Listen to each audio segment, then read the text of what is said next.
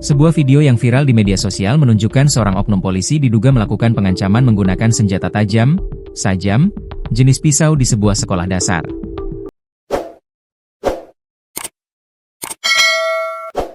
Insiden tersebut terjadi di Sekolah Dasar 41 Kota Ternate, Kelurahan Soa, Kecamatan Ternate Utara.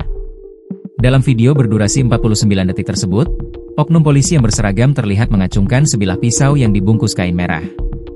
Dalam rekaman, oknum polisi yang identitasnya belum diketahui itu tampak emosional sambil dipegang beberapa orang.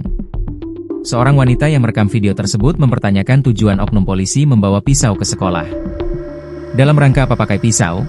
Ngana, kamu, itu seorang polisi. Ngana tahu, tanyanya.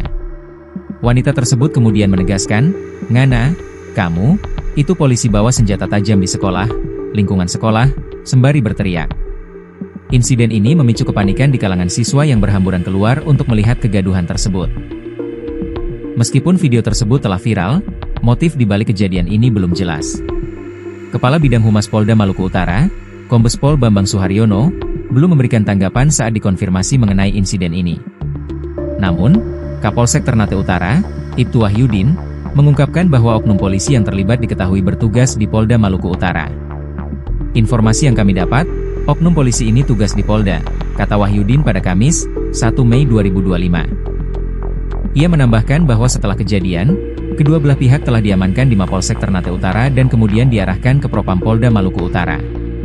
Kemarin itu kita ambil langkah awal, panggil mereka ke Polsek semua terus kami koordinasi ke Propam Polda Malut. Karena masalah anggota ini jadi kami arahkan dan laporkan terus mereka ambil alih anggota ke sana, ujarnya. Hingga saat ini, Wahyudin menyatakan bahwa belum ada laporan resmi yang diterima, dengan alasan korban masih mempertimbangkan untuk melaporkan kejadian tersebut. Kalau laporan ke torang, kami, belum ada. Karena torang tanyakan mereka, korban, bilang pikir-pikir dulu. Belum ada laporan resmi. Saya belum sempat tanya, kronologi, lebih jelas.